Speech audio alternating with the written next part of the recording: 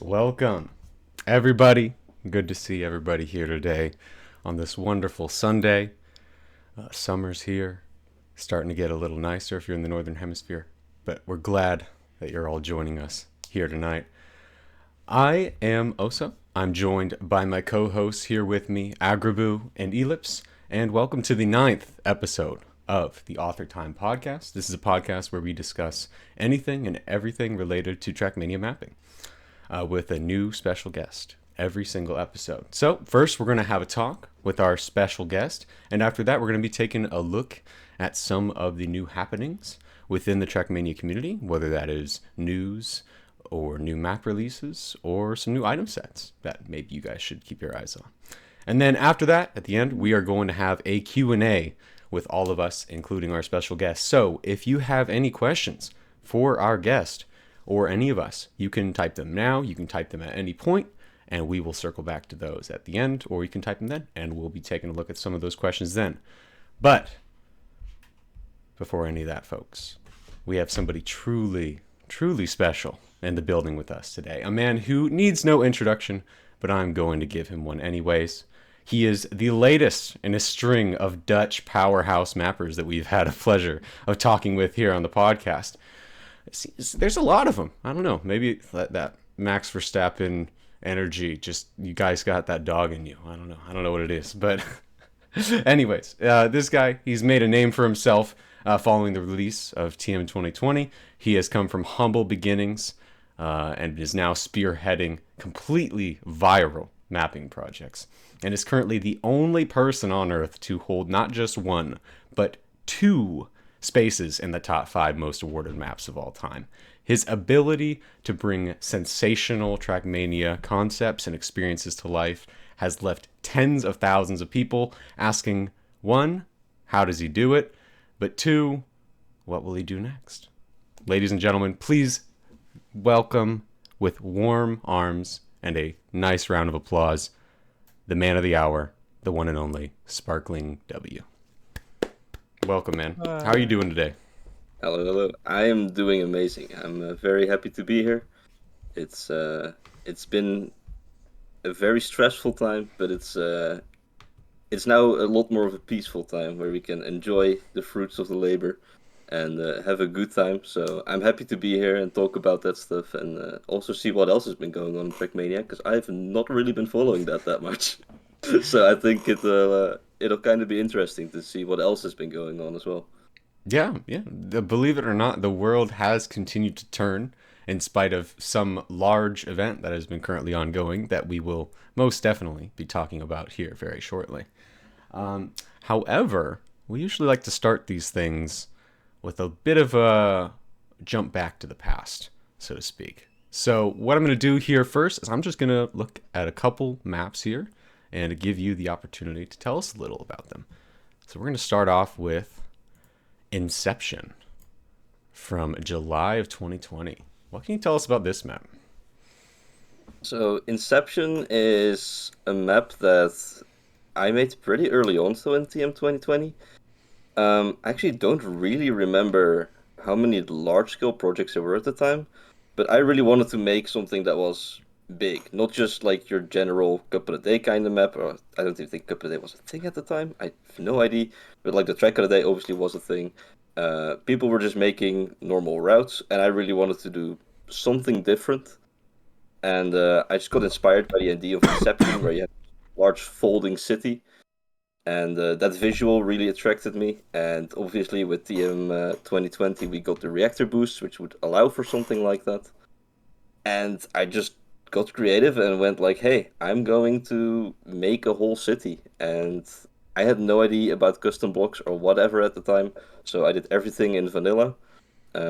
I also streamed at the time, so it was a fun thing to do on stream as well, where a lot of the signs on the map actually were submitted by viewers of mine.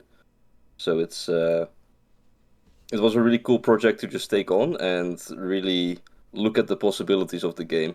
Because at the time, I also hadn't really done many big projects like this, and I really wanted to just test the limits of how far could I go pushing the game, and it was pretty far. It was a cool thing to try out, and I think looking back on it, it's definitely not a great map, but at the time, I really liked it. Well, I mean, you say looking back, it's not a great map. I think it clearly has that style, that old school, like TM 2020 style. And I think that was very meta at the time, at least that style. So I wouldn't sell yourself too short as far as just establishing the quality. Like I said, we did just generally did not have as much of a framework of like scenery concepts and custom items and all those things like you mentioned. So I think working within that scope, this was definitely, like you said, a pretty big project. I also definitely understand where you're coming from in terms of trying to do things differently and just create new experiences. And this at the time was definitely up there as far as being able to bring new experiences to players that they hadn't really seen, that were outside of that just meta of short competitive maps. Speaking of, like you said, bringing new experiences, stuff that's a little different, I have another map here that I was wondering if we could get your thoughts on. What can you tell us about Coaster World Tour? That's a map that broke recently. Uh, Yeah. yeah, Ghoster World Tour. Actually not as big of a project. It was just kind of in my line of, hey, I'm trying to do some creative things with scenery usually. I never was much of a route crafter. I was definitely more into the scenery and then just routes sort of followed within that. Um, so I've always enjoyed the idea of Trackmania being a bit a bit arcadey, of course. It's not a very realistic game, so you can do crazy things with it. And roller coasters are something that is obviously a bit more crazy. So I thought I really wanted to try and get the shape of a roller coaster into Trackmania. I don't think I'm the first one to try that, but I definitely think the execution here came out really nicely. So yeah, I don't think I have a whole lot to say about this map because again, it was just kind of one in a list of maps that I made for Track of the Day where I was just kind of experimenting with scenery. So it is definitely one of the maps that really showcased that like, hey, I'm just trying to do things with scenery, figuring out different styles and themes that I can go for, and what exactly can I achieve with scenery, what sort of experiences can I create. Nice. Yeah. Like I definitely feels like a really solid execution as well. I would definitely agree. Um, I think, using also just the verticality that Trackmania has to offer, it seems like a natural progression, like you said. Maybe not the first person to ever do a roller coaster theme map, but just in terms of how practical it works, how the route flows so well, despite being so wacky and having such an abstract concept. I think it's definitely really unique. Although you did mention something, you brought up, as some would expect, with a wood map, that this map has taken a bit of a different form lately. Um, Yeah, yeah. it's it's no longer drives the way you see on the video. That's for sure. Not as The new many wood drifts, physics, it's probably. no, definitely not. It is a completely different experience, not as smooth as it was. Yeah, but still, still a unique experience in some sense. You know, just driving very differently. Yeah.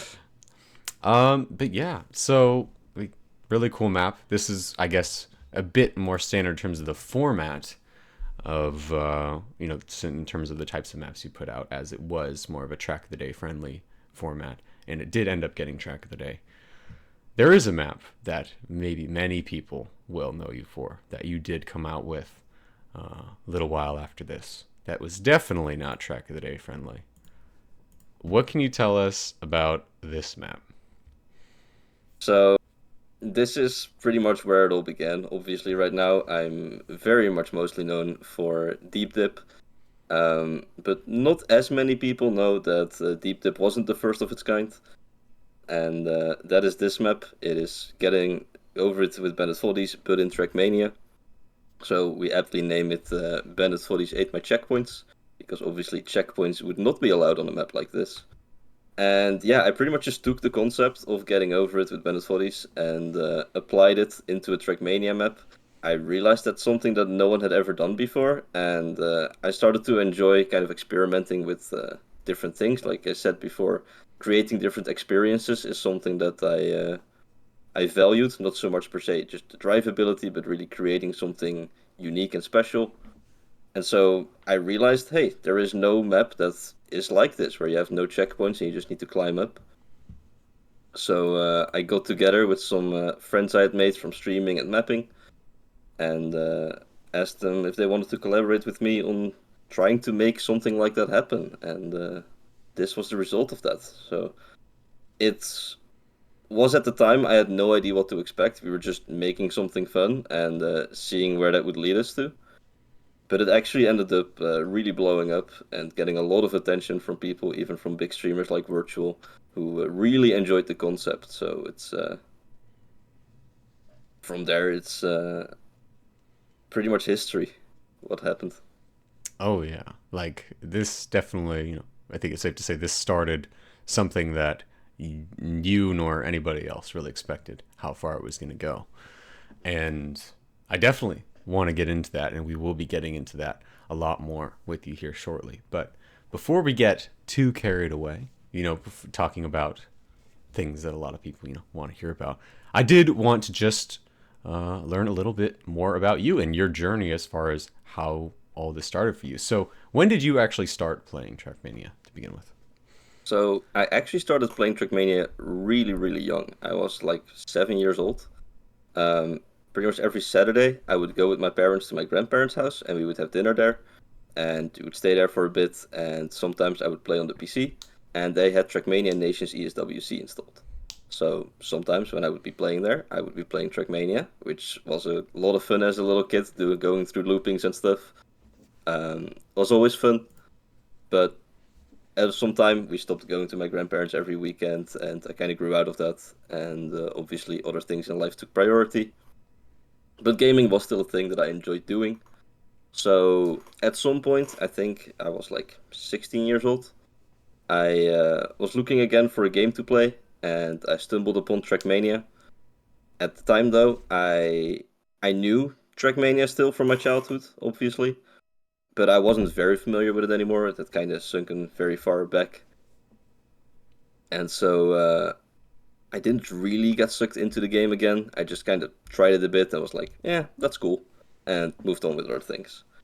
Until at some point I got recommended a video from Spam, and I don't remember who he was playing with, but he was playing the Trackmania Nations ESWC campaign with some other people, and that really I recognized the maps all of a sudden because back then Nations ESWC I don't think you could actually still play it, or you had to like do a really roundabout way to get to the game. So I had no idea how I could play that game still, but apparently I realized through that video it was still possible through TMNF apparently. But that video really got me like, hey, I want to try that again. I want to play those maps that I remember as a little kid playing. So I figured out how to get them in TMNF, and I started playing those, and that really got me back into it. Um, I mostly just played single player. I did watch that one spammy video, but after that, I kind of forgot about the whole community aspect of it again as well. I never really got into the community much until much later again, when I actually stumbled upon that same video again. And that really got me into seeing like, hey, there are more people playing this game. Maybe I should, look at what they're doing. And so I stumbled upon the Twitch streams of people, Spammy especially, who I watched a lot early on. And they were obviously playing TM2 at the time, so I got into TM2. And there really things just took off. I started playing TM2, watching streams, and I saw all of these maps that people created. I had no idea until then really that you there was such like a big mapping scene as well. I just thought that's a funny gimmick thing that you can do in this Hmm. game, but that was a really big thing of the game, it turned out. So I started doing some mapping, going on to Spammy stream as well. He played a few of my early maps, which really helped me get some confidence as well, and learned me a lot about how the mapping worked. And from there on, it really just started accelerating more. I really enjoyed creating things in that game. It really appealed to me, and I just kept making things. And that's where we end up where we are today, where I just kept creating stuff, doing Twitch streams, making other content as well, like YouTube videos and such. And yeah, it really just started taking off, like, I think about 5 years ago, where it suddenly it grew to be a very big part of my life, very Yeah. suddenly. Oh, definitely. I mean, I think, like you said, you started with TM2. That makes a lot of sense. I know you joined, you started like poking around on the TM2 forums and Mania Exchange back in 2018, but you didn't release your first map in TM2 until summer of 2019. But then you proceeded to upload over 100 maps in the year leading up to the release of the new game the next summer. So you clearly fell in love with mapping. I know you mentioned that you liked creating stuff. Is there anything in particular that, like, once you really discovered mapping, like you said, that wasn't just a gimmick, that really drew you in about it and made you fall in love with it so much? I think it's mostly just watching other people like enjoying something that you've created. I think that's really the thing that puts it in, which is also why the community aspect was so important for me. Because it wasn't just me creating something and then me playing it. It was really that I created something and then on stream Spammy played it and I saw other people playing it. And just seeing the joy that they had on things that I created, that just also made me so happy. So that really motivated me to just keep doing that more and more. Nice. I mean, I think a lot of us here, both on the podcast, but also in the chat, can identify with that. Just gratification from creating those experiences for other people, and making them smile, making them laugh. In some cases, making them lose their minds. Uh, and that is more evident than in many other cases than you can imagine with that map. Bennett Foddy ate my CPs that you ended up making those a couple of years later. So, I mean, that you really found your footing in Team 2020, started getting a lot more recognition, and then your first viral hit was that Bennett Foddy ate my CPs map. And it was a pretty clear reference to the getting over it games. Were you playing a lot of those at the time, or just kind of like noticing that I trend? actually wasn't at all. I didn't even watch streamers play it at all, actually. I Okay. just knew of its existence, and I knew that a lot of people enjoyed watching it. And it actually wasn't content that I enjoyed watching that much. I also generally don't look at big streamers all that much. I really like the small communities where you get to interact with people a lot more. Okay. So I wasn't really into the big streamers, and those were mostly playing Getting Over It, of course. But I definitely did realize that it was a big trend. So I obviously got the idea from there. Yeah, that makes sense.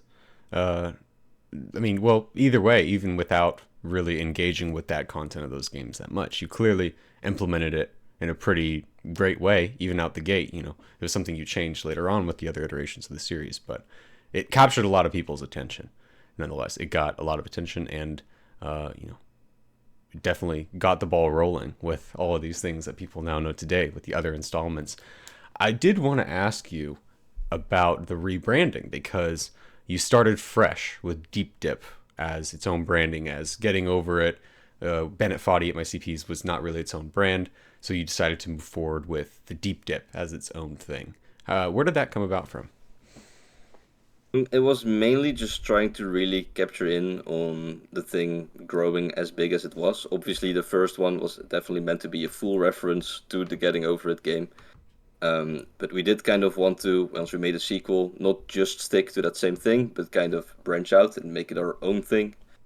And with that, we also just needed something that was a bit more catchy. Bennett 48 my checkpoints. It's a funny name, it's a cool name, but if you're gonna be going for something that you really want to pop off, having a more catchy, snappy name is definitely the better way forwards.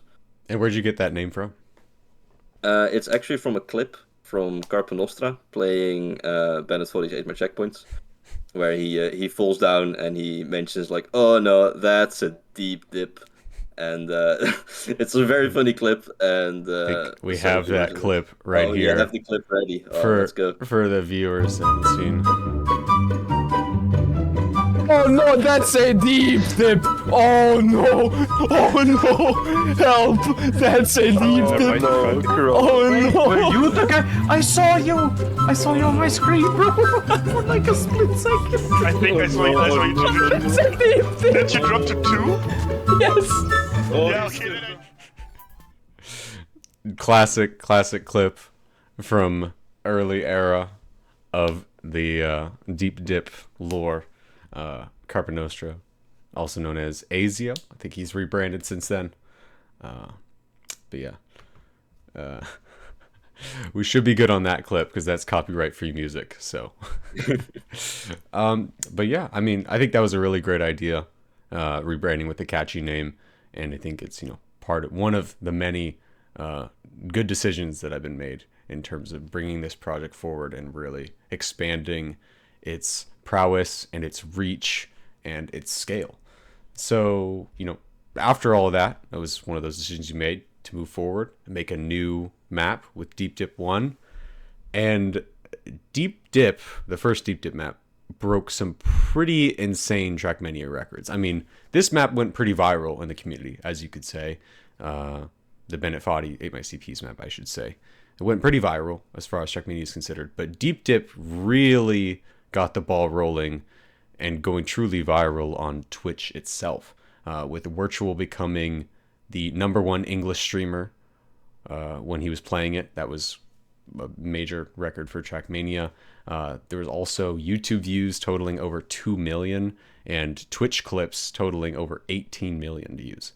So were you ready for that level of reaction? Like, what did that feel like when it was I popping was up to that extent? I was definitely not ready. No, I had no idea. I mean, I knew it was going to be pretty big because the first one, the Bennett 48 my checkpoints, obviously it was already doing well and a lot of people got interested in it. And Virtual was popping off and he obviously was very interested in Deep Dip. So I knew that he would make content on it. I knew it would be pretty big. But obviously I was not ready for how big it really ended up being. It was still a big surprise to really see just how massive those numbers really ended up being. There were some pretty massive numbers, especially just even as Trackmania is concerned, or just as anything is concerned as a whole. And I think it's safe to say with the second installment, the Deep Dip 2, that we're already crushing those records. I mean, this has been going on for 2 weeks and is still topping the charts in the gaming space of viewership. Have you, I guess, were you expecting this level of explosion in terms of growth from Deep Dip 1 that we're seeing right now? No, not really. I mean, I expected it to be around the same thing, really. I obviously we put a lot of work into it, and I do believe Deep Dip 2 as like just pure quality wise, it's better than Deep Dip 1. But I wasn't, everything else around it also grows in quality. So I was expecting it to relatively be around the same thing. But yeah, clearly it wasn't. That was just me underestimating how absolutely crazy it would go again. Yeah, I mean, it absolutely did go crazy and is still going crazy to this day. In fact, I'm sure there are lots of people in the chat here with us that would rather be watching their favorite streamer climbing as we speak because it is still very much in the thick of it. I know me personally, I have not spent this much time watching Twitch streams in as long as I can remember, and I'm sure a lot of us can say the same. It's just incredibly captivating. And it's the main thing a lot of people are probably wanting to hear about today. So let's get into it. Let's talk a little bit more about Deep Dip 2. One of the first things I wanted to ask you about was just that transition, the hype building up to Deep Dip 2 from Deep Dip 1. There was clearly a lot more hype because people got a taste of it and they knew they wanted more. You were showing some of the stuff from some of the people that won the mapping competition to have their floors in Deep Dip 2. You're putting out some promotional material. And you did put out this video a couple days before release. Are you ready for the storm? Now, I wanted to ask you about this video in particular because a lot of people have pointed out a distinct display of, let's say, less than ideal driving in this video. Can you tell us a little bit about the decision to make a good amount of promotional material for this being almost entirely composed of bait, so to speak? Yeah, I mean, a lot of Deep Dip is obviously about the discovery.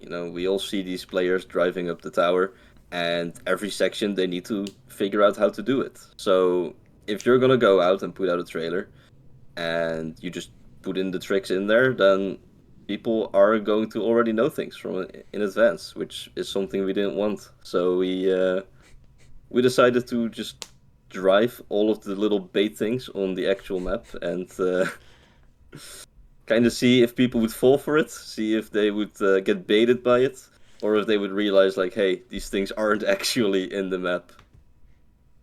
So it is very fun because we definitely noticed that at the start, early on in the event, a lot of people were thinking that they were real, and then when people would get to those sections, they would obviously start saying the wrong things. But that's just Twitch chat; they would always say the wrong things anyway. Twitch chat giving misinformation? This is news to me. I would never expect that.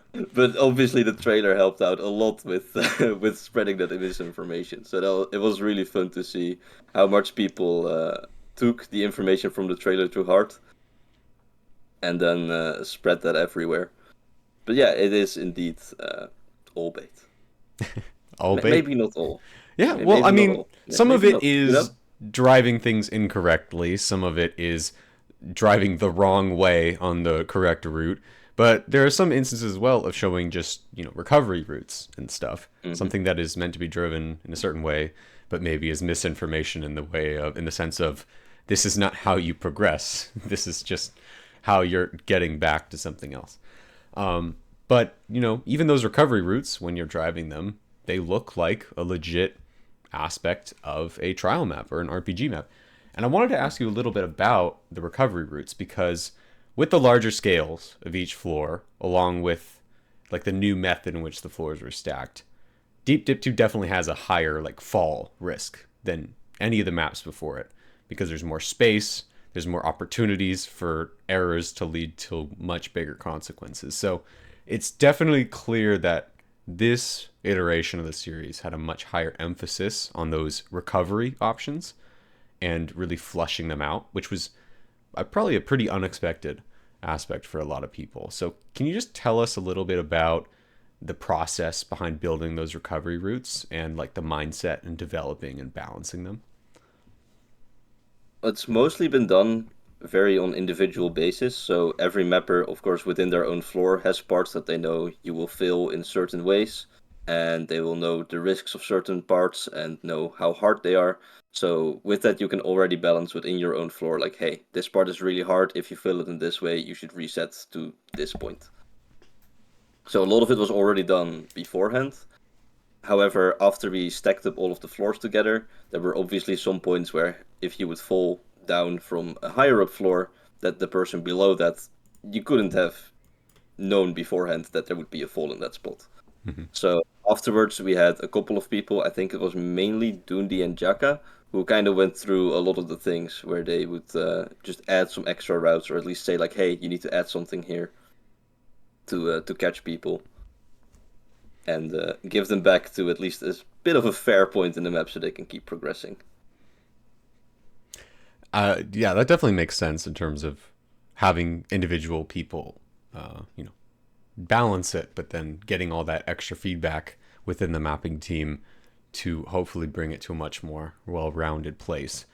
And I know that probably went on with cut proofing as well. I'm sure that was also a huge priority.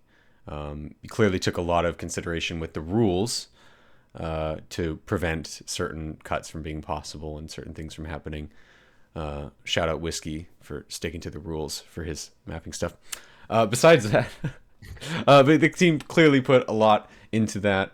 And I mean, we're working on cut proofing right until the end. In fact, according to my sources, 2 or 3 days before release, 8 cuts were found on a single floor. and had to be fixed. However, that's, while it's a scary thought, there's so much going on. There's so many cut possibilities. It's clear that the work paid off because, only recently, 2 weeks later, was the first like notable viable cut really discovered on one of the floors. So it's clear that it's been working, most of the cut proofing. Can you tell us a bit about that process and how you managed to make this map so airtight? So within the rules, there was generally already, besides just having a template and having people stick to mapping just within that template, there was also the rule to never make any jumps that would lead you to outside of that template, or even have the option to jump outside of the template. So, for example, if you have a quarter pipe jump, then you need to make sure that the top might be covered up or whatever, or you need to have something above it that will block people from jumping upwards, because cuts within a floor is fine, if you know about them, if they're intended, or even if you just don't care that there might be a shortcut somewhere, then that was okay. But a lot of people seem to not want shortcuts at all on their floors. But it definitely wasn't okay if your shortcut on your floor would suddenly make it that someone wouldn't have to drive a part on someone else's floor. Right. So it was very much like a personal thing, like, hey, I can have a shortcut on my floor, but it certainly cannot ever create a shortcut on someone else's floor.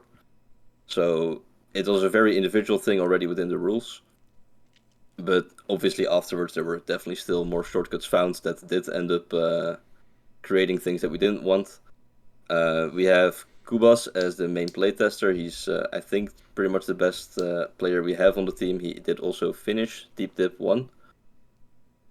We obviously don't have Hazard anymore. He did work on Deep Dip 1, but not on Deep Dip 2. So Kubas is now definitely the guy that is very good at driving it, but also finding the shortcuts. Shout out He's Kubas. been the main guy, yeah. Definitely shout out to Kubas for a lot of the testing that went into it. But also, obviously, other people on the mapping team have all done a lot of testing. Everyone's been pretty much playing all of the floors and just getting a feel for it and seeing what all is possible. And then the cuts are largely just prevented by the people whose fault it was that there was a shortcut. Generally, we were just like, hey, if you've created a shortcut, then you need to be the one to fix it.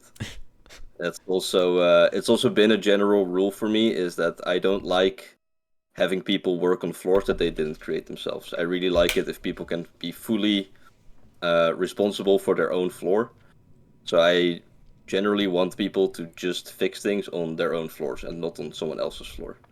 I think that is important because in the end of the day, I also want everyone to be happy and proud of what they've created. And if someone else did something on your floor that you're not entirely happy with, then that's not Right. going to go very well. So also for shortcut proofing, it's generally be a thing like, hey, you're responsible for this. If you're creating a shortcut, then you need to be the one to fix it. Yeah, that makes a lot of sense. I totally understand that, and I think it speaks to your just ability as a manager of this project to see that far forward and be able to know that these people that I have on board, that are these talented folks that are working with me, making sure they all are getting that sense of accomplishment and bringing this thing to life just as much as anybody else. So, and it also makes sure that nobody just kind of takes over and goes buck wild and kind of exerts their pressure over everybody else's floors. I wanted to ask you about that in general. Is there anything else that you felt like you did or was important to managing all these different people working on one thing and making that work? Because there's been at multiple times over 20 people that are on the active roster of people working on this, and I can't imagine that that's trivial because everybody at the end of the day has their own thoughts, their own opinions. Was there anything else that was a particular challenge that you had to overcome with that? I think in general, I've been really lucky with my team. I think everyone is very well aware of the vision of the whole map, and they all really obviously want the best for it. But I think we are mostly on the same page on a lot of things. So I think for me, for what I've had to do for it, has just been trying to keep discussion relevant and keeping things to not grow out of proportions.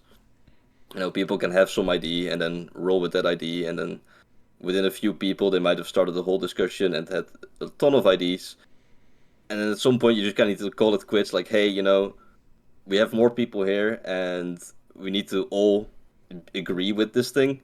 We can't just have a few people run off and decide everything. So I've always tried my best to at least keep things straightforward, keep things within that everyone knows what's going on. So we don't have a few people that are just left behind, not knowing really where the map is going or what we are doing with it. But yeah, I think I've been very lucky with the people that have been on the team, all just being very nice to each other, not really any major dramas or whatever going on. So it's been a Dang. really good time. Dang, you're Yeah, telling no us you're no not going to be drama able to to talk tell us about. all the No. tea today? Why are we even here if we're not going to talk about tea? No, but in all seriousness, that's amazing to hear. Shout out to everybody on the Deep Dip 2 team for being amazing team members. And yeah, so there were a lot of those ways that you were able to, it sounds like you were able to kind of keep things focused. And like you mentioned before, keep everybody working on their own individual floors so that there wasn't a lot of crossover there. But at the end of the day, those floors had to connect. They had to come together. It had to form one complete vision. And I know just with how you set up the format, you were very particular in order to make sure that any given floor would be able to connect to any given floor. But there still had to be decisions made about how that layout was going to go. So can you tell us how your team came to a consensus about the difficulty of each floor and how they should be ordered? Yeah, so what we wanted to try for this map was have a very distinct difficulty scaling from easy at the bottom to harder at the top. So on Deep Dip 1, it was very clear that the first like 5 floors were pretty doable by most people. And then floor 6, the ski freak floor, was a major obstacle. It was very hard, and pretty much everyone just got stuck there, and it halted a lot of progression, which we really didn't like. It worked out in the end, obviously, but we really wanted to do better this time and give people a more natural progression where they could feel like they could keep improving until they really hit their own roadblock and not just a roadblock that we've created to be there. So we were like, yeah, we want the easy floors at the bottom and the hard floors at the top, and then create a smooth transition between that. So when all the floors were pretty much done, at least all the routes were there, we went into testing. We had a big spreadsheet where we listed all of the floors and everyone could test them and give them a rating. And then in the end, we would just have one whole rating of averages of this floor there, that floor there, that floor there. And with that list in mind, I just went in and started stacking them up and see, hey, does this one that we listed here above this next one actually fit there? Does it make sense to be there? Or should we maybe move it up like 1 or 2 down or up to make sure that at least the map makes sense, but the difficulty also keeps increasing slowly. So that's kind of how we went about that. There are definitely some floors that we had to move a little bit that you probably noticed. Lentillion's floor, floor 2, was moved down. It's currently definitely a hard floor for many people, or at least it was very much in the early stages. A lot of people are struggling on Lentillion's floor, which is definitely because that one was actually rated slightly higher. But we moved that one down to break up what was initially Marchie's floor and Max Chesser's floor, which are both very focused on ice mechanics. Right. So we wanted to kind of split that up and have something else in between. So we moved the Lentillion floor down in between those two. So there's a little bit of a difficulty spike there, but after that you also get a break again to be a bit easier. And it's not like a huge difficulty. It's not like we moved floor 11 to floor 2, because then no one would have gotten past there, really. Yeah. So, And you end up with the same situation, like you said, with Deep Dip 1, with the ski yeah, free exactly. floor. So looking at how it's going right now, I think we've done a pretty good job at it so far. So I've been really happy with how it's going. So I think it's was a good decision. Yeah. I think it absolutely seems like that difficulty evaluation and that scaling has been pulled off really well. It's from the results, in terms of speaking for themselves, with all these people just throwing themselves at this map and trying. It's been pretty indicative of that having a pretty gradual scaling difficulty. I'd say with the one outlier recently being floor 12, just being a bit more straightforward for the people that are already really mechanically skilled. being able to regu some of those, faster sections quickly.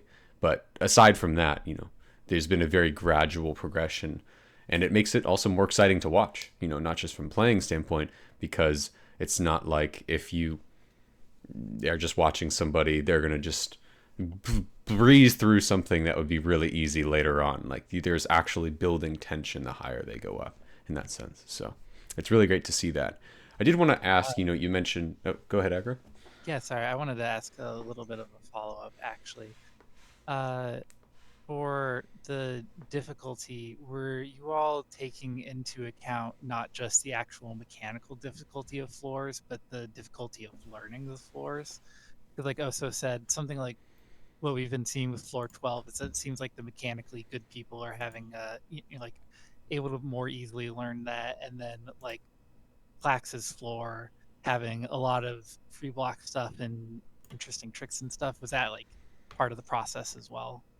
Yeah, that was not as much of the process as it would be very hard to do, really, because obviously it's a map that has to stay fully private for the entire duration of the mapping process, and you can only really test discoverability with people that don't know the map, and so it would be quite hard to really implement that.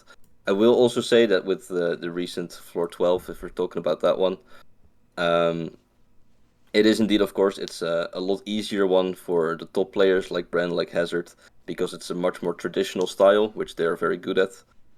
But besides that, that is also one of the floors that got moved up a little bit compared to others. Um, because it was Whiskey's floor, and as was alluded to before, he broke some rules. Um, his floor, actually, the looping in it extends outwards into the next floor. And so Plexity very graciously offered to map his floor on top of Whiskey's floor and take into account that looping. So those floors were meant to be on top of each other. Mm-hmm. And Sidor's floor, the floor below it, was actually rated to be the difficulty in between those two. But it got moved down before it. So actually Whiskey's floor is supposed to be a bit lower. But because of the way they were together, it's now slightly higher. Interesting. Well, yeah. Shout out to Plax for working within those constraints. Fortunately, that was the only rule that Whiskey broke with making his floor, and he didn't make any moving blocks. He didn't make any no steer effect gates that would make your run dead if you hit any of them at any point. Luckily, nothing else was violated there. So, shout out to Whiskey. Cool floor. We love to see it. Sometimes co-host of this podcast. Sometimes occasional co-host of this podcast. Anyways, but yeah, shout out to those dudes for making it all work, and it's great to kind of hear those little bits of information about how you were able to make it all work so seamlessly, because you started off with a great template, a great idea with the spiraling upwards, but it still, I'm sure, took a lot of work to really make it all feel and work seamlessly. And it definitely does. The end result was amazing in that sense. And as people are climbing higher and higher, getting really higher up, a lot of people have been curious about the statistics of it all and how that all works. And luckily, there is an API that has been developed by one of the members of the Deep 2 mapping team. From what I understand, this API, this plugin that everybody's now extremely familiar with, that has powered a lot of aspects of this project. This was originally only just supposed to be a visual height meter, correct? How did this kind of spiral out of control and become this huge part of this? That is honestly just Zertrov being an absolute madman. I have not much to say about it because I don't know the ins and outs of plugins or whatever. I know nothing about it. We really just went to Zertrov and we're like, hey, you're pretty good at making plugins. We want to have a height tracker plugin. Can you do that for us? And he said yes, and he created every single thing you see in that plugin right now. And I have no idea how he did it, but it is an insane amount of work that guy has put in. He has been incredibly active ever since we recruited him onto the team. And he is just, he's been amazing. Absolute massive shout out to Zertrov for just all of these things he's created that I have no idea how they work. But it has absolutely made the whole experience of the map a much more enjoyable for, I think, everyone. Oh, I mean, absolutely. The quality of the experience and just keeping people hooked and getting people engaged. I think it's done absolute leagues for that. So, huge shout out to Zertrov for, I mean, pretty much everything. We could be here for an hour talking about all the incredible stuff Zertrov has done for the Trackmania community. So, everybody, big claps in the chat for Zertrov. So, I mean, we're running out of time here for the interview. We want to be able to get to a couple other things as well. But I wanted to ask you one more thing before we move forward. Deep Dip 2 clearly going really strong. Some of the best players are still a considerable ways from the top, all things considered, as far as the difficulty and everything. And like you mentioned before, everybody right now is just kind of sitting back, enjoying the fruits of their labor, yourself included. But I can't imagine that's going to be the case forever. Are you able to give us any hints about the future? What's in store for the Deep Dip mapping team? Yeah, so there's a couple of things. First of all, is I think that with the size of the team right now, we talked a bit earlier about how it's been for managing it. At the start of Deep Dip 2 and throughout all of Deep Dip 1, I didn't have a job. I was just sitting at home pretty much all day. I could spend on doing Trackmania stuff.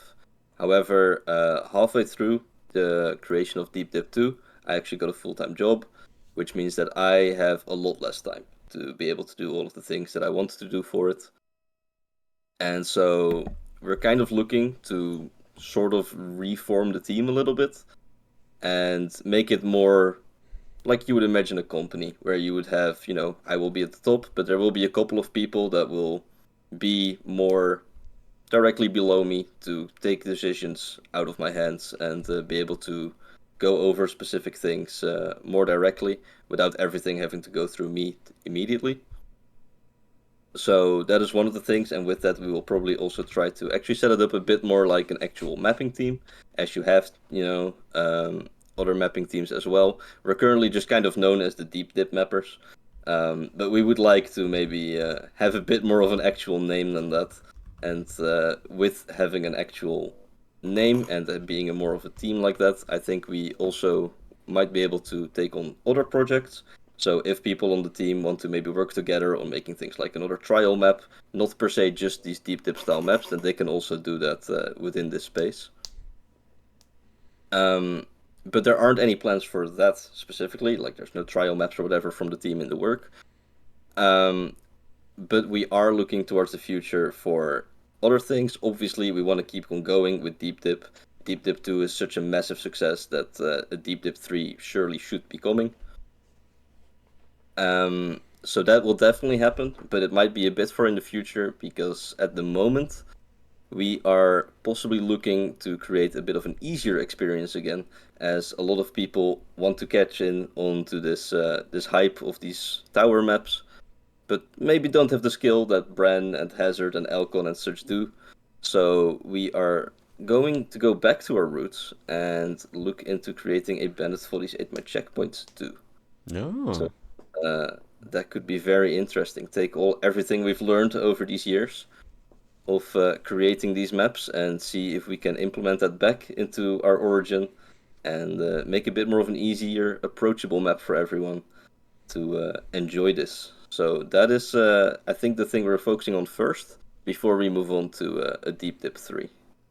That sounds like an incredible idea. I think it's especially important, seeing as there are thousands of people that have found out about Trackmania because of Deep Dip 2. And they are wanting, like you said, they're wanting to chase that high of being able to do it themselves. But it's just it's too far out of reach. The difficulty is just too high.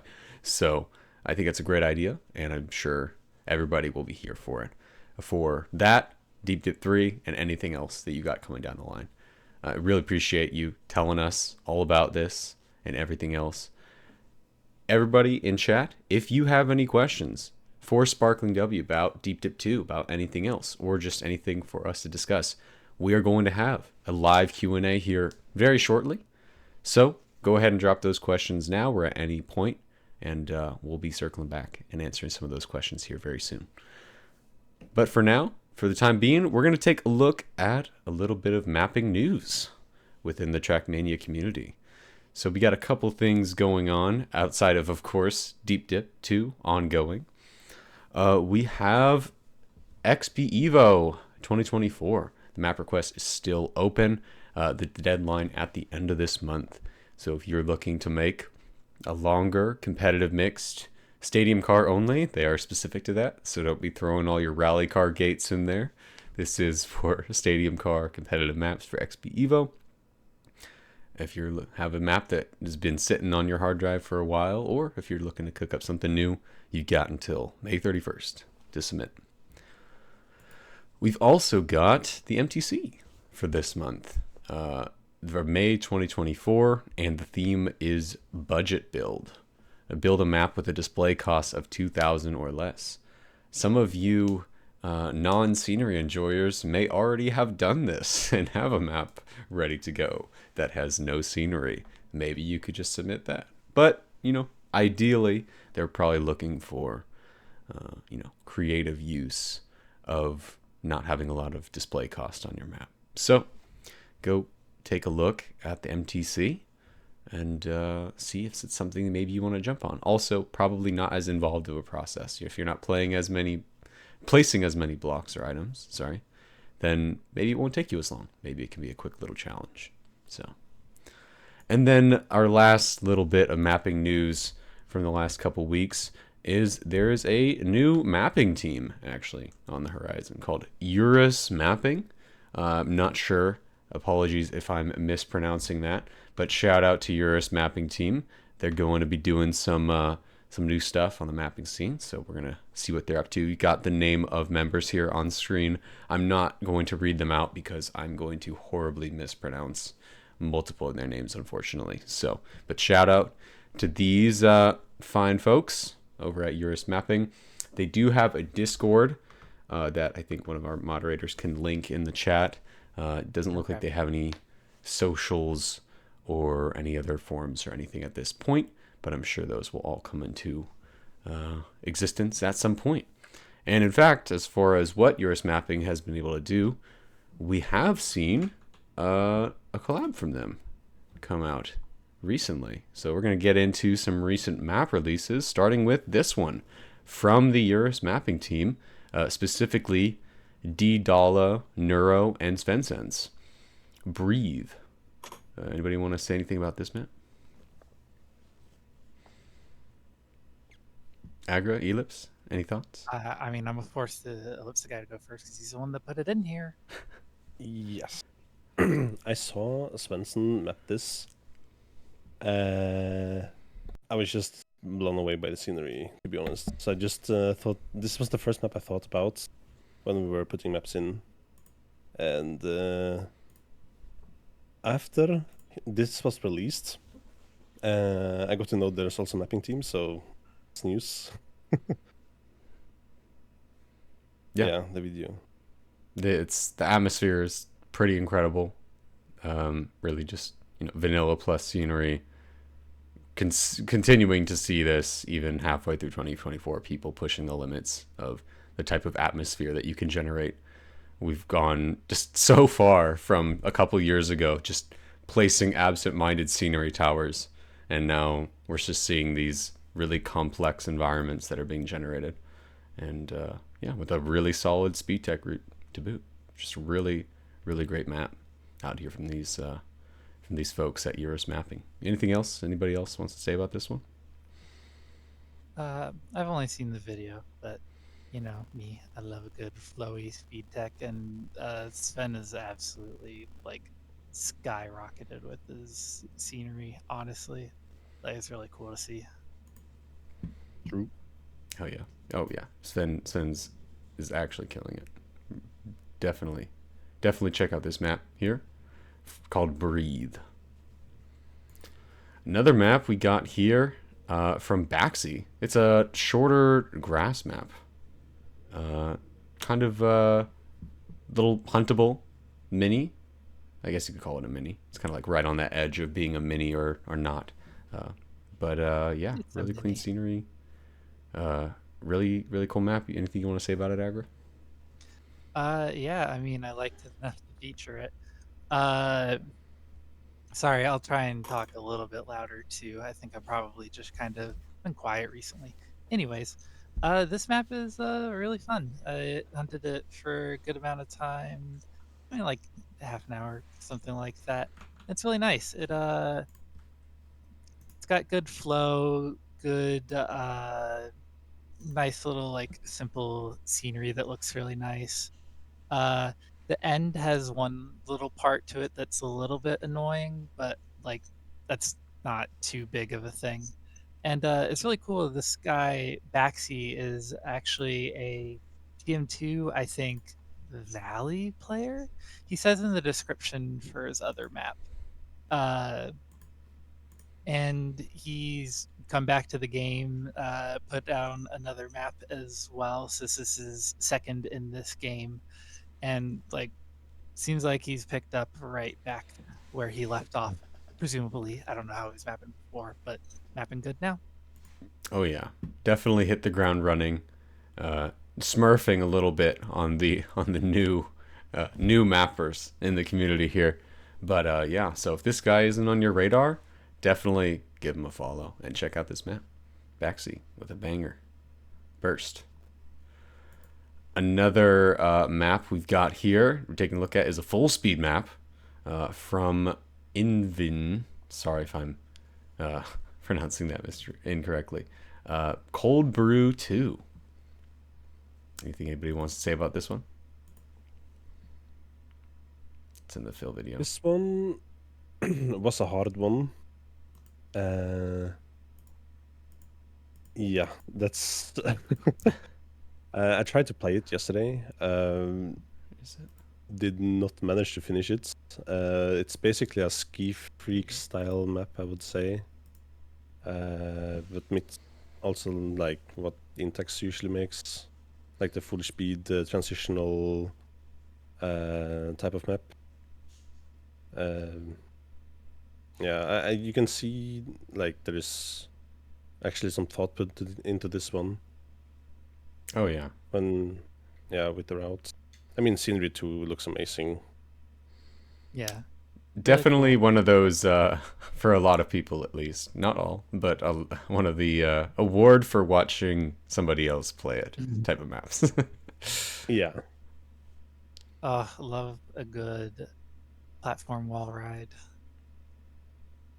Yeah, it's just cool stuff. I always like seeing full speed transitional stuff, even if I struggle to play it at times. Yeah, of course.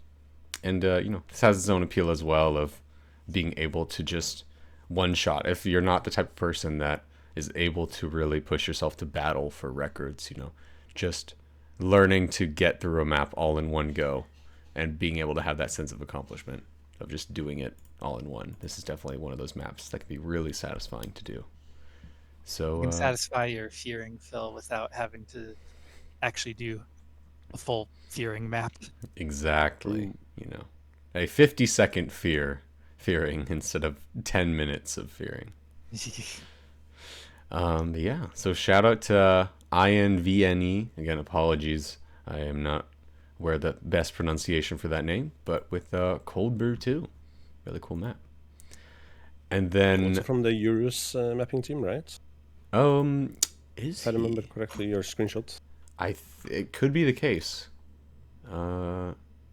Maybe? Expensive. Yeah, this might be the same person here. This is off the Discord names, so there could be some discrepancies here. But I would not Okay. be surprised. But yeah, really cool map, Cold Brew 2. And then next up, we've got this map, Woodward by Rogue Dawn.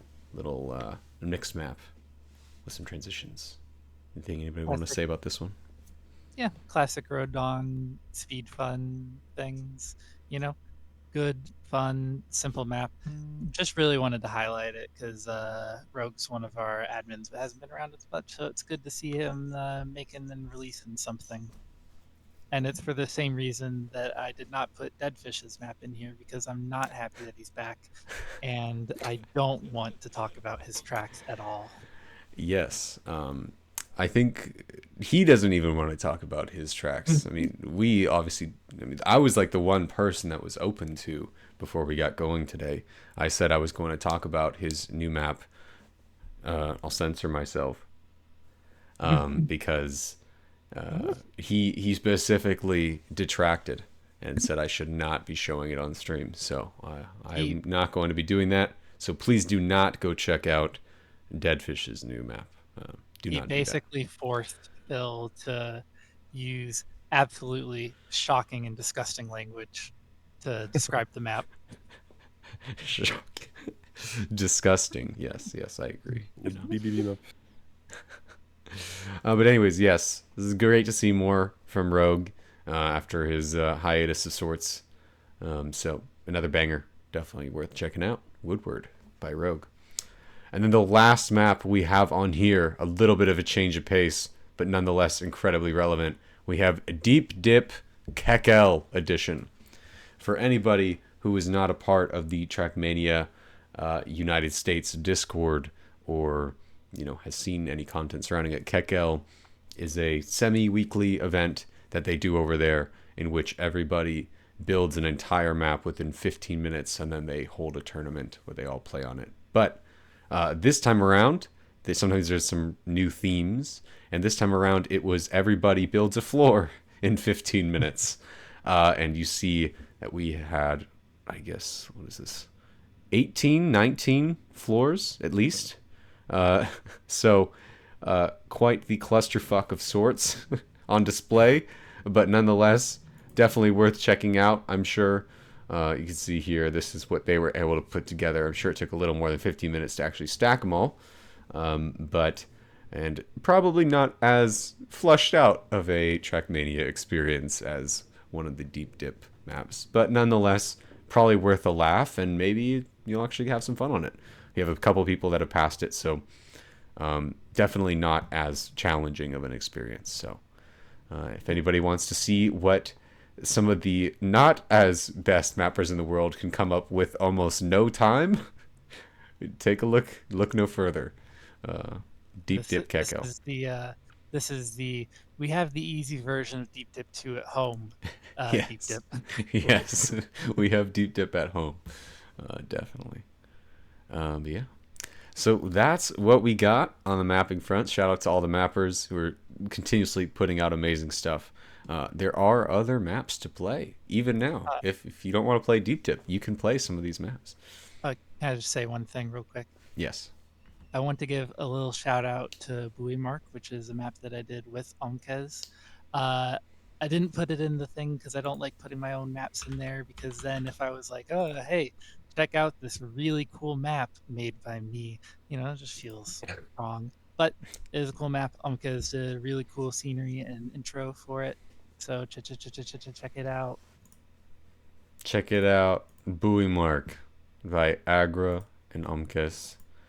Oh yeah, this is a really cool one. I remember when scenery was in development for this. Custom block. The best.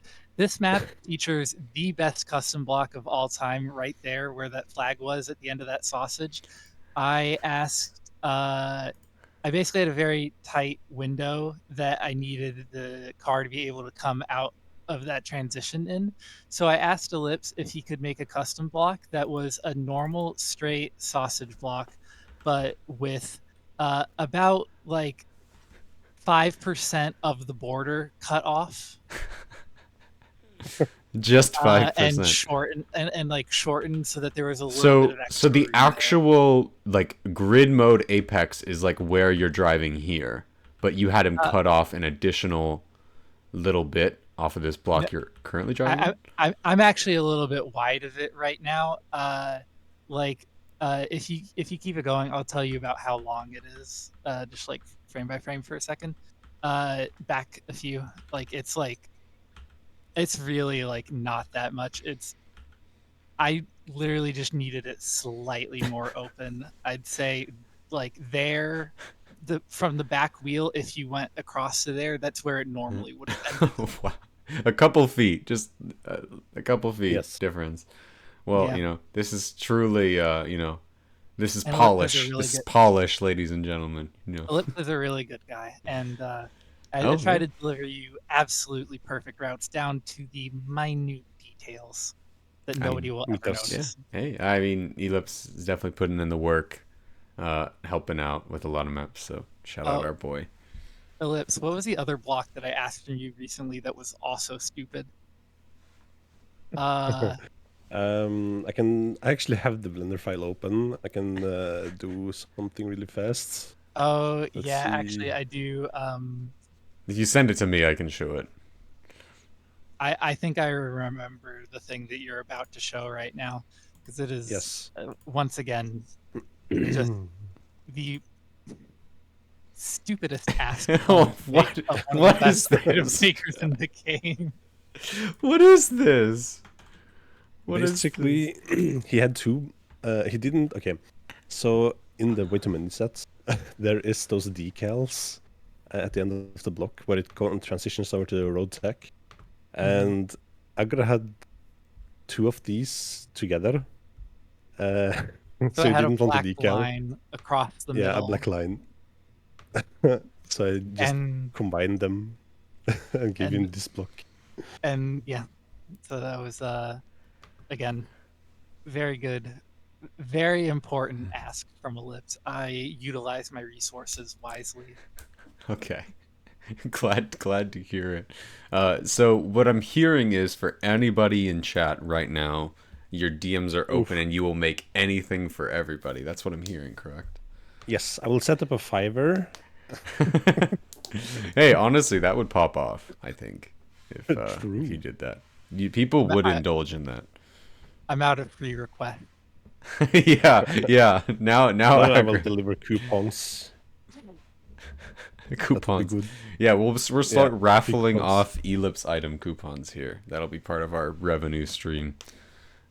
Yeah, well, anyways. Shout out Ellipse for making items, and shout out Omkas for a new map with aggro. Booey. But yeah, so from there, we're going to quickly take a look at a couple item sets. Because, not everybody has their own personal ellipse in their pockets. Some of us actually have to place items that other people have made, not custom made for us. So we have a couple sets coming out in the last few weeks. There's this one here by Loon, Tech Road Flat to Banked Fast. So this is, as he mentions before, and as a lot of people will guess, that this has kind of been done before. But it's kind of a revamp because that set was pretty old, wasn't as smooth as it could have been, and he also went through the trouble of adding a few new elements to it, including these bonus platform connectors and some other options. So definitely worth checking out this set by Loon, Tech Road Flat to Banked Fast. We've got a couple sets from Rex in the last few weeks. We've got this one here, 1x1 hat slope turns.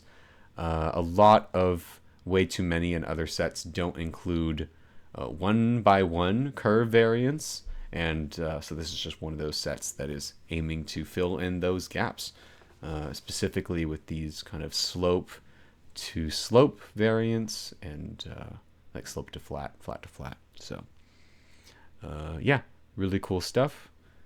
Powered by the Way Too Many Transitions Blender plugin. Shout out to Juice for that. Without him, we would all be screwed in this department. So, Same. yeah. Cool stuff here from Rex.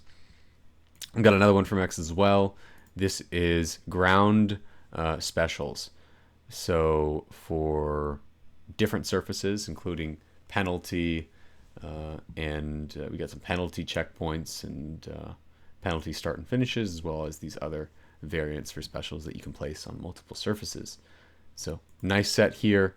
And you can put them below void holes to place the effects in them. So just creating more options for effects and special things like checkpoints and start and finishes. So shout out to Rex for these couple sets. Definitely some great use cases for these. Another set here we've got from Norbinarius is Surface Distinguishers. So these are light strips that can be used to distinguish differences in surfaces. This is something, especially with different lighting situations, that can become a problem in maps as far as visibility, going from one surface to another. So just a pretty useful set for platform to be able to see those differences. And then, what's another one here? Yeah, we got these Black Road hole covers set from Supernova _ FL. I don't know if that means he's from Florida. That's what I know FL means. Anyways, that's besides the point. But yeah, just some decals for Black Road road covers that you can use to help distinguish them, because currently the edge of the black is hard to see against the black inner coloring, I guess, the texture. So kind of helps them stand out and helps for lots of different cases where you're using blocks like this. And then last but not least, we couldn't go without giving a little love to our scenery enjoyers in chat. So we've got this set here from Soba that just came out a few days ago, and that is a monsters set. So he's got a few custom-made 3D monsters that he's put together, and a handful of different sizes on each of these. So yeah, if you want a little... Even before someone uses one of these as their profile picture. I mean, yeah. Or just use it as your profile picture, you know? Just go crazy, guys. You can do whatever you want. But yeah, shout out to Soba for making this cute little set. I appreciate all the folks that are putting out all these really cool sets. I think people are asking for links. I'm hoping maybe one of our mods can paste some of the links to some of these in the chat as well. I'll grab them. Sounds good. Thank you. But yeah, so really cool sets. Thanks. Shout out to all the item set makers. Without you, we would have nothing to actually build the maps with. So, yeah, huge shout out to everybody we mentioned today. And yeah, go check those out. Show them some love. Write them a comment. Send them a like. You know, make sure they know that they're doing God's work out there. But yeah, so that is going to be it as far as what we have in our mapping news and the new happenings. So we're going to jump over here to a Q&A with SparklingW. I got a couple questions here already pulled up that some people have been asking. And again, if you have a question for SparklingW or anybody else here that you just want us to discuss, you can go ahead and drop it in the live Twitch chat right now. We've got our first question here from Neon. Why do you think it is that people enjoy the pain that Deep Dip 2 creates for people? That's a good question. It's a good question. I don't know if I'm the right person to answer it. It's it's not a phenomena obviously new to Deep Dip, as discussed earlier. The whole idea came from the Bennett Foddy games, and other games have sparked up since then as well, like Jump King, that all kind of have the same formula, which is pretty much just creating rage for the people playing it, and people eat it up. It's it's just a lot of fun to watch. But I think it's a very good combination of two things, where on the one side it's very fun to watch people, like fall down and rage. That's always just a thing that people enjoy watching. While on the other end, you also have just constant sort of progression. People also really just like watching, seeing the new areas being discovered, seeing them learn and get further every single time. You just always have, whenever you tune in, there's this chance that maybe you'll get to see a new area and see how they deal with that. And that's always an exciting prospect to look forward to, while at the same time you can laugh at them for failing to get there. Yeah, I think that's well said. I don't know if anybody else has anything to add to that specifically. No? Okay. Yeah, I think it's fair. It's not specific to Deep Dip 2, but just kind of that balance as well, with just, from a viewership perspective as well, just seeing all that and being part of something, and whether it's good or bad, you're having a good time in that sense. I wasn't able to focus because I was grabbing the items. Was that about? Why do people enjoy the pain? things? The pain. as this podcast's resident khaki player, Oh, yeah, true. honestly, it's like it's satisfying to go from I don't know what the fuck I'm doing to like getting these close attempts. Because like if you think about it, when you're hunting a map, you're getting progress by like getting faster times in rounds. Like you're getting faster at doing the track. Uh, and something like khaki, and I'm sure works the same for deep dip. I mean, it's actually even more obvious in deep dip. The progress isn't necessarily just the speed, though. I mean, you can even see people like Elcon and Bren just fly through the damn thing now. But uh, that like you get further, your misses get closer and closer and closer until you start making them. You start off badly missing, horrible, and bit by bit you get better and better. Then you get it, and you're like, yes. On to the next one. You never give yourself any time to uh, even breathe. Immediately keep the mindset going. Yeah. I don't Well, know. and that It's parallels there something. too with deep dip because there's Yeah. always further to climb.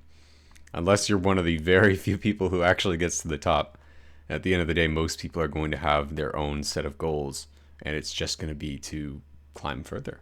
So, Yeah, but then they're gonna start hunting them. well, yeah, I guess we'll see when we get to that point, when it's a couple finishers, if people actually start trying to speedrun it and what that will look like. Yeah. We have another question here related to Deep Dip 2 climb from Prohort. Sparkling, how far have you personally been able to make it up this map? Not very far. I don't think I've passed Lantillion's floor in like a full run. I'm quite skill checked right there. I've absolutely practiced. Like I've done the floors. I have tested them a lot, but there are. I don't even think I can make my own floor in one go. I'm I'm heavily skill checked. I can map, but I cannot drive these kind of things at least. I'm not that great at it, and I will rage quit very fast. So it's not a map for me. I just enjoy making it. So I'm glad we have people on the team like Kubas who are actually good at the game, so that they can give me the information that I need for building it. I think that definitely tracks with a lot of people's experience. I don't have any of the data to back this up, but I'm pretty confident it would follow kind of that trend of Lentillion's floor being a skill check for a lot of people, where floor 0 is just like a basic barrier to entry. Floor 1 is like, if you can play the game pretty well, you can probably get this once you've practiced and like are getting a bit more consistent.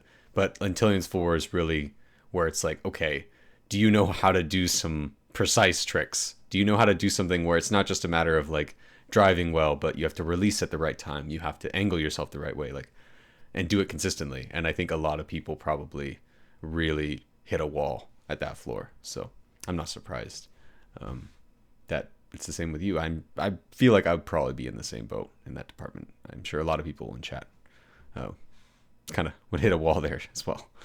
Got another question here from Colin Farrell TM. Did you expect the event would take so long and be so difficult? I guess it's like a bigger question. I guess did you have a specific estimate maybe of how long this would take? No, not really. Honestly, it's a very hard thing to predict. As we also had the same for Deep Dip 1. It could take a week. It could also take a month. It could take a year. We had absolutely no idea with Deep Dip 1. It was just we make a hard map, we throw it out there, and we see how long it takes people to clear it. And turns out that was about a week. For Deep Dip 2, we just knew that we wanted it to be a bit harder, but we also wanted to introduce a better difficulty scaling. So things naturally got harder, and I think a lot of people on the team were already aware that, yeah, this one is quite a bit harder, not just a little bit. So we knew it was quite hard, we knew it would take a while, but it's very hard to predict exactly how long it'll take. There's a lot of things also that when you're a mapper, you make something and you're like, yeah, that's pretty obvious setup. They'll like get that pretty much first try. And then you see the streamers get to it and it just takes them like 5 times to get through it. And you're like, well, I thought this was pretty obvious, but clearly it wasn't. And there's plenty of situations like that on the map where people get stuck for longer than you expect, and then for the next trick that you like, oh, this is a really hard one, they'll probably fail this a few times, and they just one-shot through it. So at the end of the day, you really have no idea how long they will take on every section. And with a map like this, of course, where it keeps being like, hey, how many tries do they actually get up there before they can get another attempt to practice this point? You really have no idea if that's going to be like 1 attempt a day or 5 attempts a day or whatever it is. So, yeah, there's really no expectation. We just, again, kind of threw it out there. We knew it was going to be harder, quite a bit harder, but how long exactly was quite unknown from our side. I think, thank you for that insight. I mean, that's really, I think it makes a lot of sense. I wanted to touch on something you said there, which I think resonates with a lot of people, which was that, you think you make something and you think it seems straightforward, and then it's just not for anybody else or all the people fighting it. And I had several conversations with many of the Deep Dip 2 mappers this week personally. Shout out to everybody that I talked to. And one thing that rang true with pretty much every single person I talked to was they said, I could not believe how rough or how confused or how difficult my floor was to these people. Like, it just, like, why couldn't they understand it? Why are they looking at this object over there? That's not important. Like, don't go down that path. No, that's the safe path. Like that sense of that. And even if you try to be aware of it, even if you tell yourself, like, oh, okay, like, yeah, they might think this, there's always going to be a disconnect. There's always going to be that sense of like, oh, wow, I guess it is harder than it, or less straightforward than it should be. Yeah, I guess we'll see who is right about how long. Again, we're still very much in the midst of the Deep Dip 2 hype. There's really no telling exactly when it'll be passed. People have made theories. People have tried to project the data of, what it looks like. But we've seen huge fluctuations as well. I mean, we went from a floor and change being passed a day, at least a floor a day, to a couple jumps a day of progress. So, or a single jump a day of progress. So it's anybody's guess how long this is going to take, how long we're going to be here. We've got another question, stepping away from a deep dip for a second. I know it's the hot topic, but a very good question from Phil. Sparkling, will you continue making some mapping tutorials? They were incredibly helpful. That's indeed a thing we haven't discussed at all, but indeed I did say before I made content, not just Trackmania maps or Twitch streams, but I did also make some YouTube videos, and yes, I have made some Trackmania mapping tutorials. I think I've made 3 in total. They were kind of like top 5s of beginner mistakes. Beginner mistakes that people tend to make and how to avoid them. And I did plan on making more of those, but I don't think I have the time anymore to make more of them. It's obviously Deep Dip has been a massive commitment for me to work on, and like I said before as well, I now have a full-time job, which means that Deep Dip is taking up even more of my my free time. So unfortunately, I think there will be very little YouTube content for me that isn't Deep Dip related. There might be the off map that I make whenever I do feel like mapping, but Deep Dip isn't what I want to map on. There are a few maps that I have made since then, but it's I don't think I have the time for a full commitment to just a video about mapping. So maybe sometime in the future again, but at this moment there are no plans for it. Yeah, makes sense. Those types of videos are a lot of work. So yeah, it's I know firsthand as well, to falling into commitments or trying to put yourself on a schedule of putting out videos of any capacity. It gets really, really overwhelming really quickly. So, yeah, but I think we can all say, I speak for everybody when I say that those videos were great. So I'd love to see more if you do have the time at some point in the future. So we have another question from Babsify. So, other successful mapping teams projects have gone on to work on commissions or with sponsors and partners. Is this something that you have considered for Deep Dip? So, Deep Dip sort of currently has a sponsor. Obviously, we're doing the crowdfunded prize pool at the moment, but there is a donation in there that was a donation from Rule 1, which is a Rocket League team. But it isn't really much like an official sponsor like you would see at these other mapping teams. So we are looking to rebrand a bit more as an actual team rather than just being the Deep Dip mappers or whatever. And that does mean that maybe there is some avenue that we could look into to having an actual official sponsor behind us. But that will just kind of remain to be seen. It's a thing for more in the future, I think, than where we are currently standing. So we can't look at it too much yet. What we are doing a lot is making sure, as we have all of the data from Deep Dip 2, we're really making sure to collect all of that and that we can possibly present that to any potential sponsor to show hey, this is what we are, what we do, and what we have achieved. So if you're interested in sponsoring, then obviously this is who we are, and that is definitely something we are looking into. But at this moment, there is nothing I can really say about that. Yeah, that makes sense. I think, I actually was some of my small involvement with anything related to Deep Dip. I helped kind of pull together some of the info for previous Deep Dip and how that spread and, how much of an impression it left.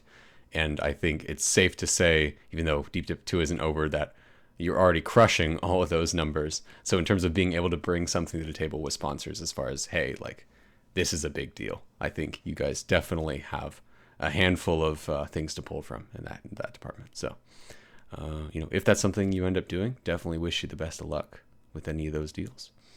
Speaking of money and deals, we got a question here from Agent Whiskey. When am I getting paid?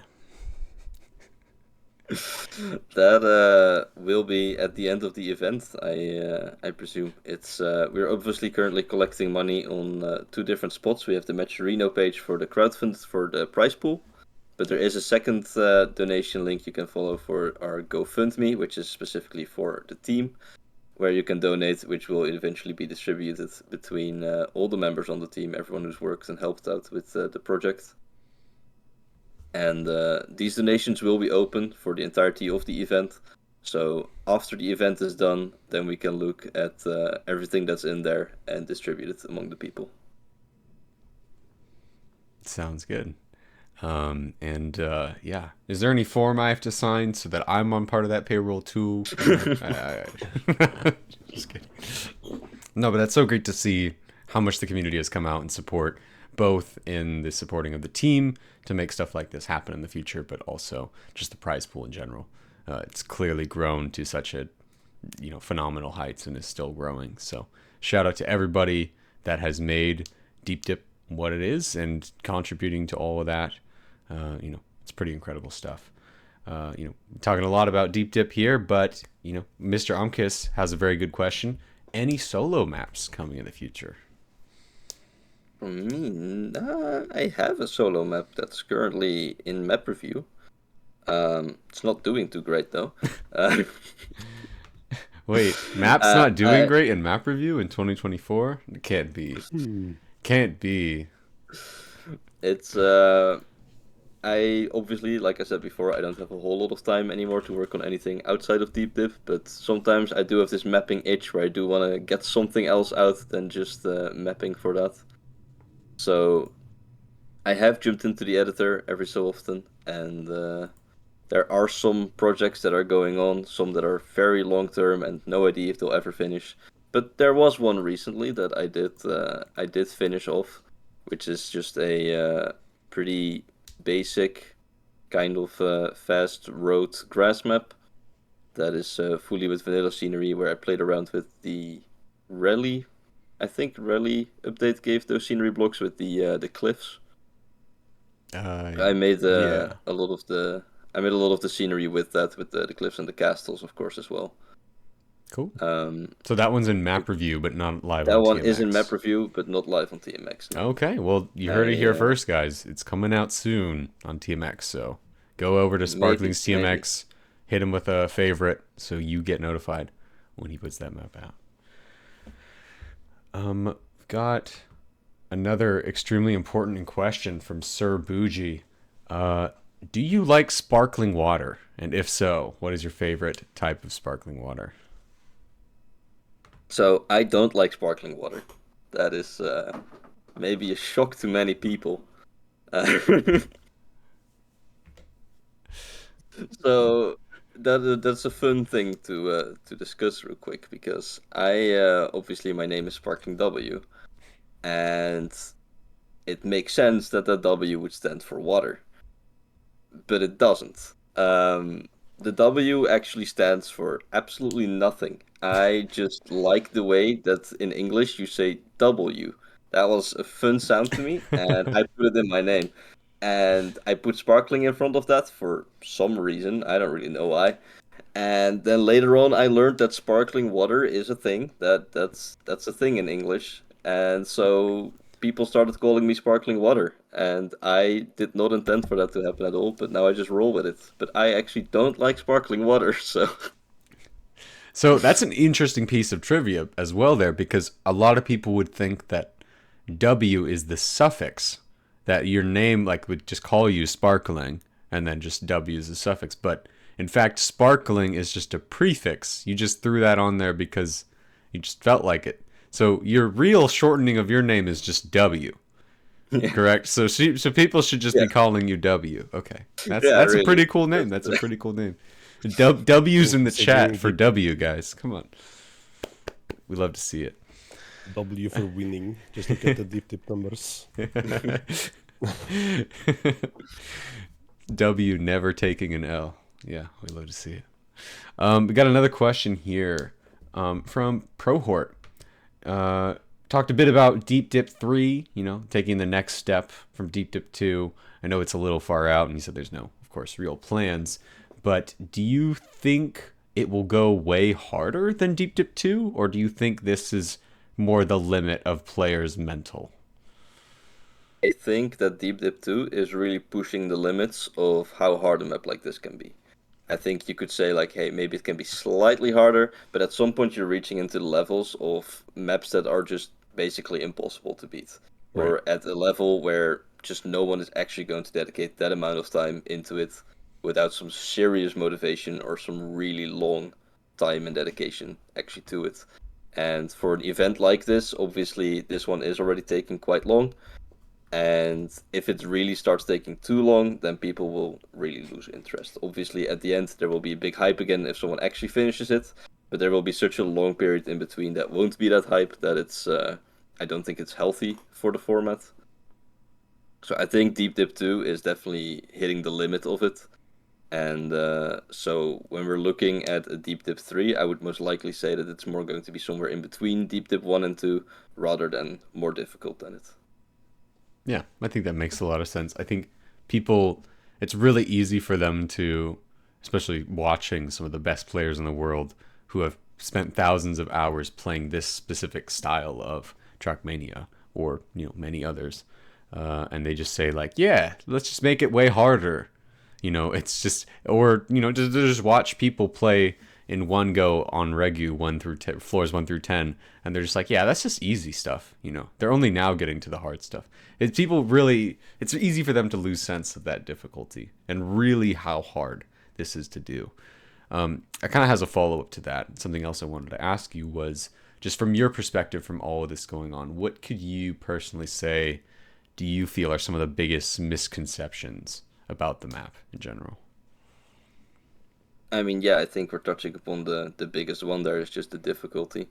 I think recently Flink has put out some videos showcasing kind of the difficulty of the maps, where he's playing the single floored versions, and I think he was stuck for like 45 minutes on just the first jump of floor 2. Like, those videos really put into perspective of how difficult these things actually are that you see the streamers just do over and over again. Yeah, here we have it. That's Yeah, this is a great exactly. showcase. Yeah, I mean, this is exactly what I kind of thought watching. I haven't had the chance to play Deep Dip at all because of technical problems with my computer, basically.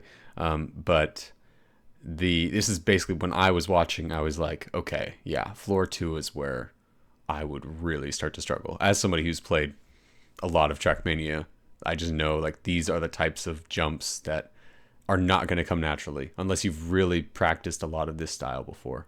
It's going to be a real struggle. So, yeah, not surprised. People make it look easy, but yeah, this would be most of us playing this. So, and if you imagine, great Flink editing here, but if you imagine having to climb all the way up here from floor 0 to floor 1 every single time to try every jump that you've ever given you problems. Oh, we got a cat. We got a Surprise cat, Cam. visitor.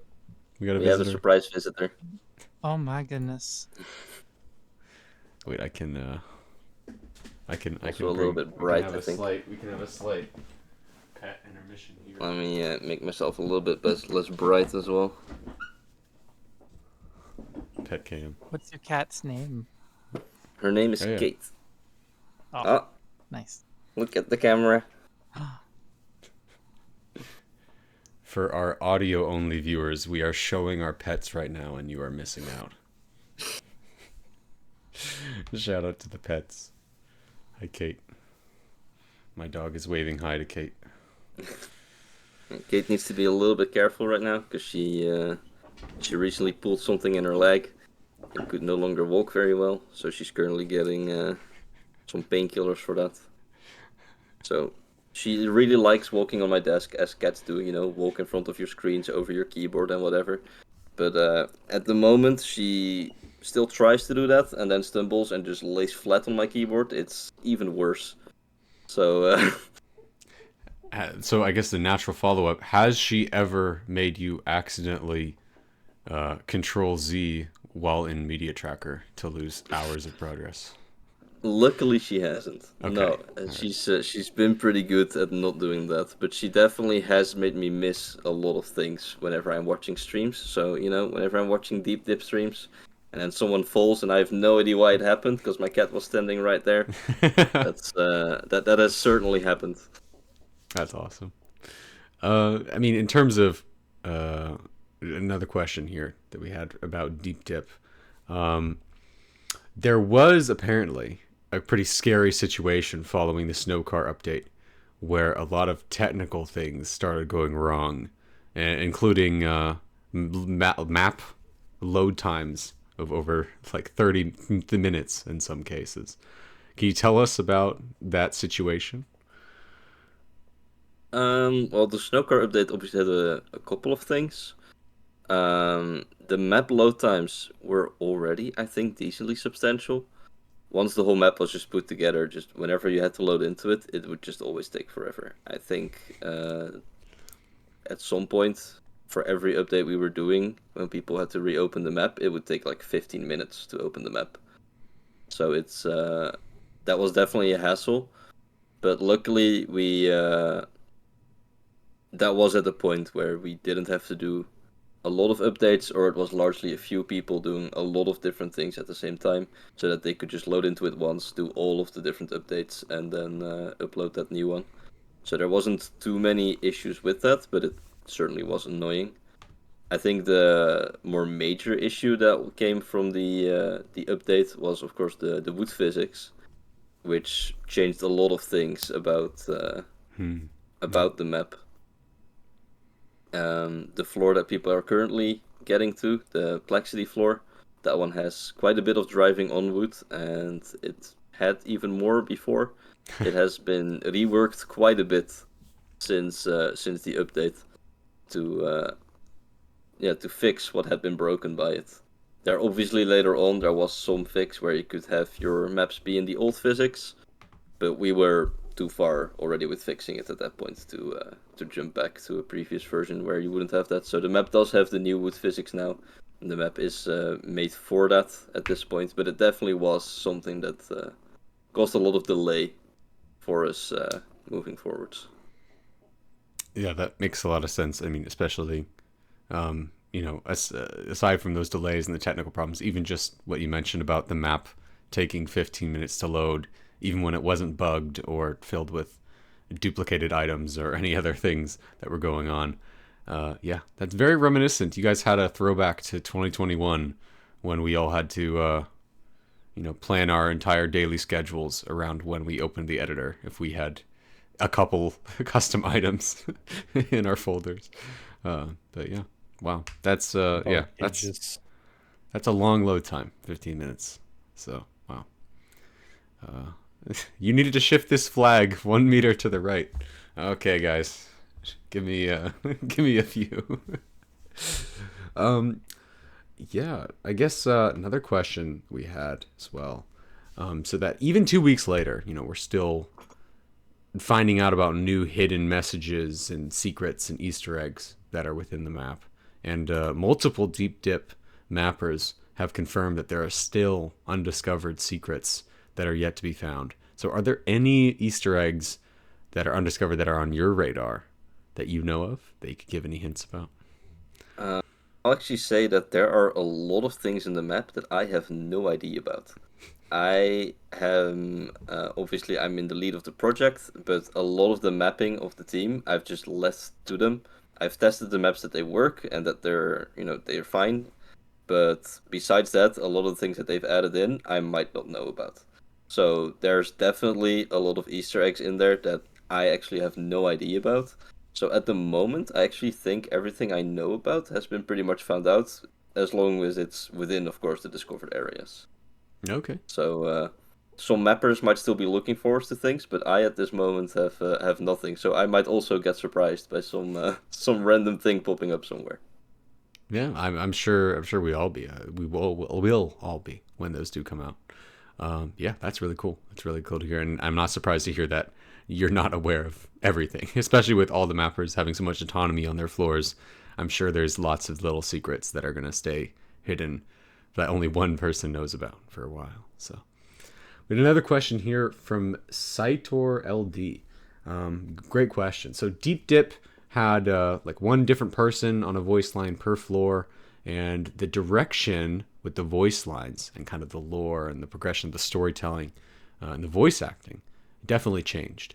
So can you tell us about that change and kind of what your approach to that was? Yeah, so for Deep Dip 1, we kind of went for the. We still kind of stuck more to what Bennett Foddy has, where you just have these random moments and then Bennett Foddy starts talking to you about something. He'll like berate you for falling, or he'll tell something motivational or whatever. And so we at first just went for that, where we were like, hey, we'll just write a bunch of lines. We might adapt some lines from Bennett Foddy's, and we just take these, we record them. We get some people from the community as well to record some of them, so that we have these sort of fun Easter eggs for people to discover. And people really like them. It was great.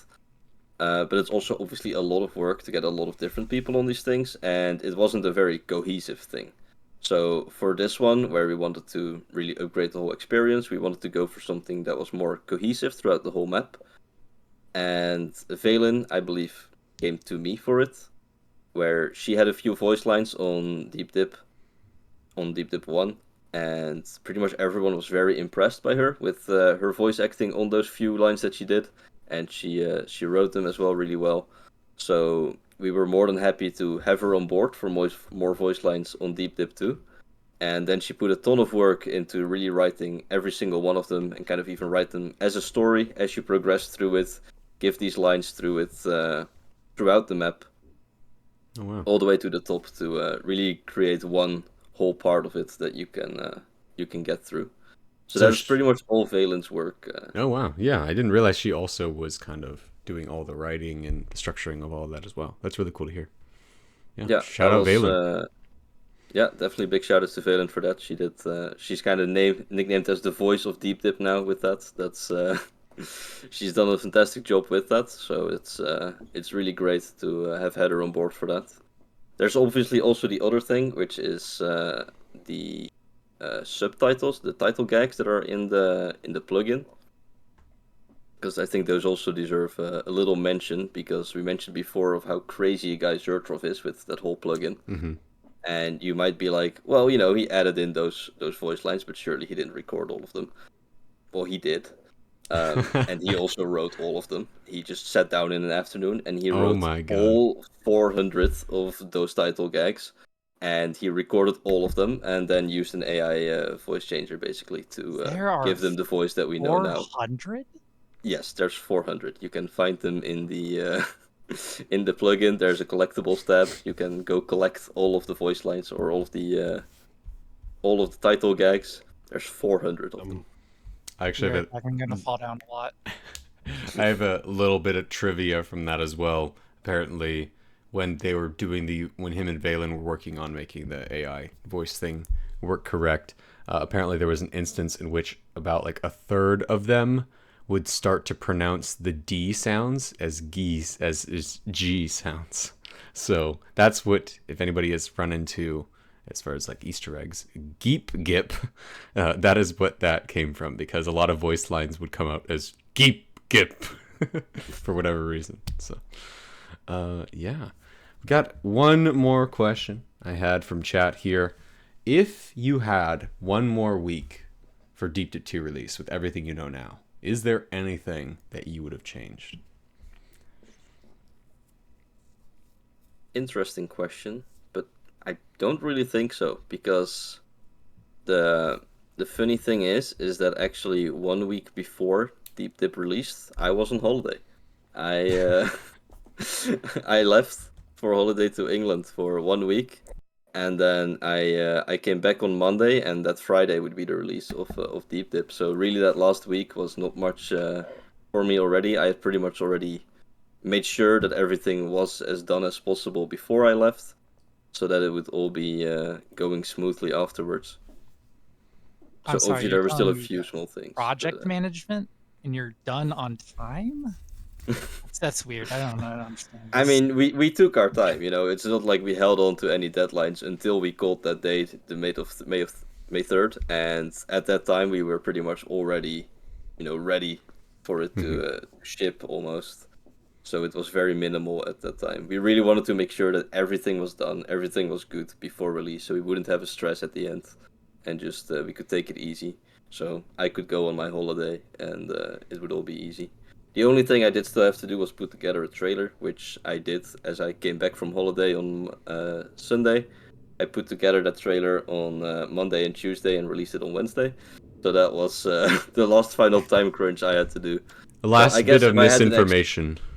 I guess if I had an extra week, I would have spent some more time on the trailer. But that's really everything I would be doing. There's really not much else that needed much more work. Well, I mean, I honestly cannot say I'm super unsurprised. I think the final product of Deep Dip is absolutely phenomenal. I think you did an incredible job with this second installment of the series, and everybody involved in the project did an incredible job as well. So we really appreciate you coming on here and talking to us today about Deep Dip 2 and everything else you got going on. If anybody else wants to see that map that he's got coming out soon, that solo map, or any of the maps that he's working on in the future, don't forget to favorite SparklingW on TMX. He's also doing streaming on Twitch over at SparklingW. He's got his YouTube channel as well. He's putting out all sorts of videos on there, so make sure to follow Sparkling on all his socials. Anything else you want to give a shout out to here, Sparkling? Not particularly, but I do realize that there is still something I should probably announce before my time is up here. Still related to Deep Dip, as there has been talks about an easier version of Deep Dip 2. Oh. This was something that got tweeted by Virtual, that we were working on an easier version of Deep Dip 2, and yes, that is true. We are working on that, and in fact, it is nearly done. So wow. it is something that will most likely be releasing tomorrow. So you can keep your eyes out for that. If you want a bit of an easier challenge than Deep Dip, but still experience Deep Dip experience, then that is something you can try out most likely from tomorrow. So that is very exciting, and I hope we can see some more people playing. with that. Just not just watching all of your favorite streamers fall down, but actually giving it a try yourself as well on something that you might actually be able to finish. Wow, that's awesome to hear. Deep Dip 2 easy version tomorrow, tentatively at least. It sounds like that sounds amazing. That is the plan. Cannot wait to see that. So definitely keep an eye on TMX to see when that drops. Also, the Deep 2 Discord, I'm sure it'll be in there as well. I don't know if we have a link for that handy, but if anybody has that, they can throw it in the chat. All the news and announcements about Deep 2 and everything related to that is on there, and also just a great community of people discussing what's going on with the event. And so shout out to that community as well. But yeah, thank you for everybody who joined us today. And here in live chat, if you're here and you don't usually watch this podcast, we do this as often as we can, every few Sundays. Definitely give us a follow if you want to see more of this content. We're also doing a lot of fun events over on the TMA Discord. If you haven't joined, go ahead and join us there. And if you're listening on YouTube or Spotify, we appreciate your listen as well. But yeah, thank you so much again, SparklingW, or W as I should call you, for joining us today. And thank you again, of course, to my co-hosts, Agraboo and Ellipse. And everybody in the chat, we appreciate you all so much. And we hope you have a great rest of your day. Woohoo, bye. See you, everybody.